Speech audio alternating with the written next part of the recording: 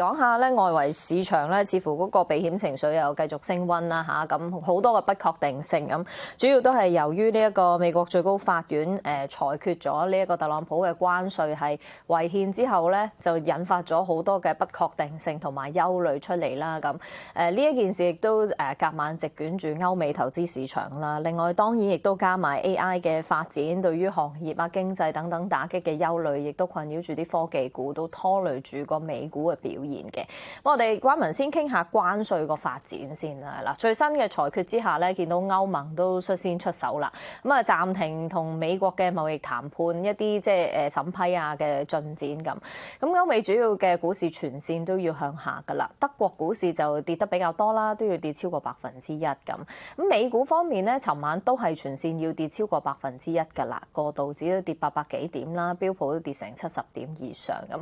避險資產就繼續有追捧啦，美債、黃金、白銀等等都係有資金流入嘅。咁市場繼續都係即係又炒呢個不確定性，又避險情緒升溫之下咁。咁大家都睇住個事態發展，但係灣文我哋見即係特朗普都出嚟警告啦，就叫其他國家嚇唔好借今次嘅裁決去 play games 咁，即係唔好耍啲把戲或者俗啲講就係玩嘢咁啦。咁但係歐盟其實而家都採取咗行動啦。另外印度嗰邊亦都暫停官員嘅訪問啦。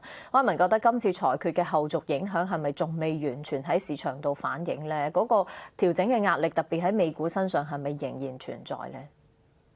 其實我諗，如果你話美國內部咧，我諗個稅率方面咧，自從特朗普即時反應啦，即係開徵翻一個新嘅15%嘅全球關稅咧，其實對於美國整體個關稅率嚟講咧，基本上就冇乜太大嘅改變嘅。咁但係我諗，正如你所講啦，市場而家關注就係美國同其他貿易夥伴之間嘅關係會唔會因為今次呢個法院嘅裁決啦而出現一啲變數咧？咪之前同美國已經達成咗貿易協議嘅國家，而家喺呢個新嘅一個即係情況之下咧，就覺得自己係唔着數嘅。咁嚟你講，歐盟又好，英國又好，甚至日本都好啦。基本上佢哋本來達成協議咧，就希望攞一個低啲嘅關稅，俾其他國家係有一個即係優勝嘅地方喺度嘅。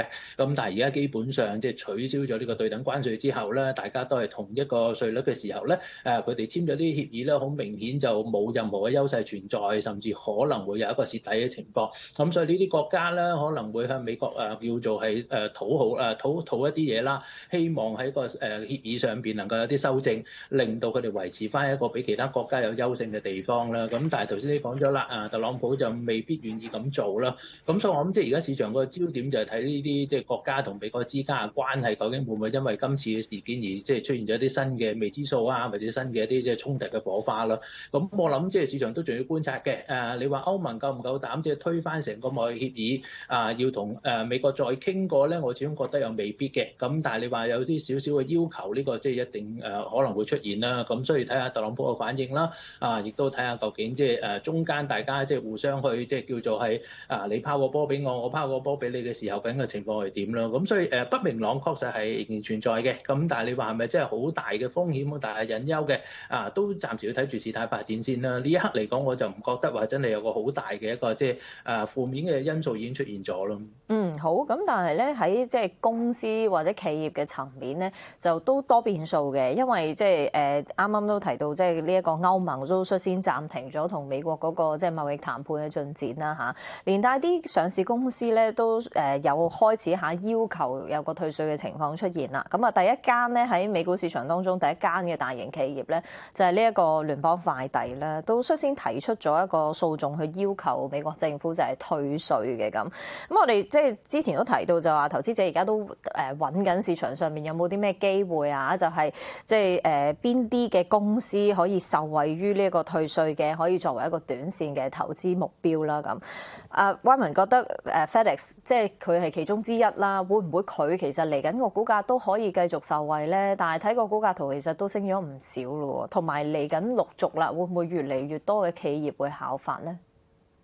我諗第一啦，會唔會越嚟越多企業向美國政府攞翻個退稅咧？我諗呢個絕對係會嘅。咁但係你話究竟會唔會對企業短期個盈利會即時有好大嘅幫助咧？我始終覺得就要有一定嘅戒心啦。因為始終你話特朗普會唔會好順攤即時好快咁樣將呢個退稅俾翻啲企業咧？我始終覺得呢個可能性就唔係太高啦。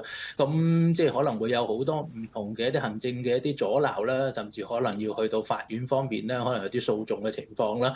咁可能拖個時間半年、一年上去更加長嘅時間都唔出奇啦。咁其次就要小心啦。特朗普絕對係會即係有機會會秋後算賬嘅，即係對呢啲企業會唔會因為佢即係要攞翻個退稅而可能喺言語上邊又好，或者甚至喺即係個政策上邊都好啦。